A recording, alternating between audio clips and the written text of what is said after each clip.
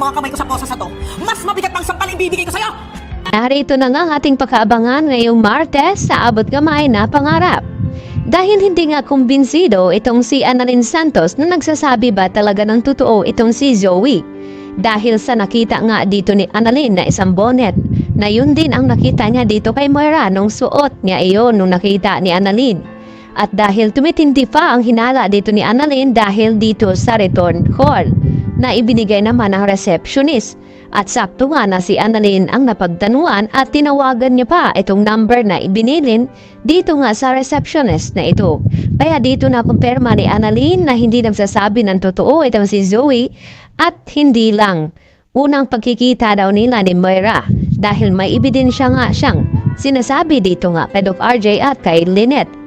Upang matrace dito ni Annalyn itong si Zoe at itong si Moira ay mas nagiging matalino itong si Annalyn at nilagyan niya ng track device itong bag ni Zoe na hindi niya ito namalaya ni Zoe.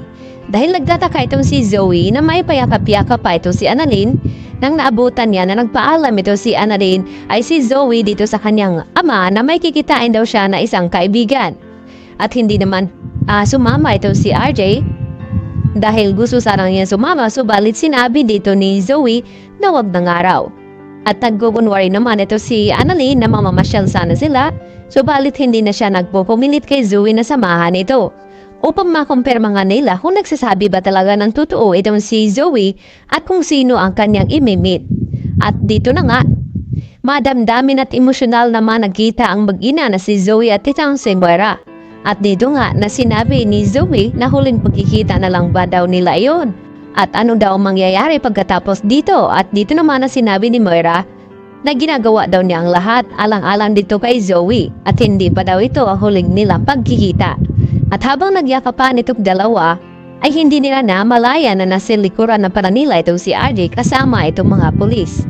At dito nga nagulat na husto itong si Zoe dahil sa nahuli na nga itong si Moira. At wala na nga itong takas dahil timbog na nga ng mga kapulisan at inuwi dito kasama itong si RJ itong si Moira. At pagkadating naman sa airport, dito rin na sinalobong ni Giselle itong si Moira na nakapusas kasama ng mga kapulisan. At dito nabigyan ni Giselle na malakas na sampal itong si Moira. At hindi naman nagpapatalo itong si Moira ay matapang pa rin ito na sumagot kay Giselle.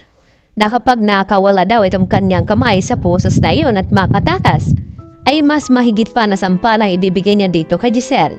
Kaya nagbabanta nga itong si Moira na hindi pa iyon ang huli nilang pagkikita ni Giselle.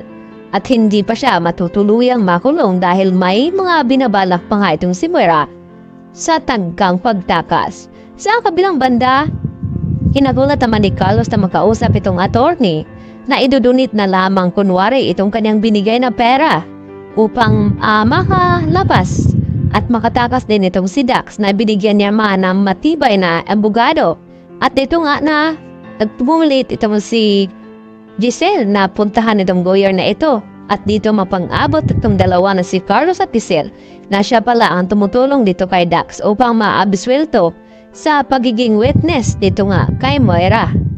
At dito na rin nagulat itong si Carlos na nalaman na nahuli din itong si Moira at sayang din ang tulong na ibinigay niya dito dahil mas magaling pa rin itong tadhana at ang karma na kumilos upang mapagbayaran lahat-lahat ni Moira ang kanyang mga kasalanan.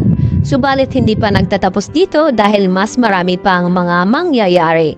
Kaya yan naman ang ating mga pakaabangan at tutukan sa mga susunod na mga episode. Dito lamang yan sa Abot Kamay na Pangarap.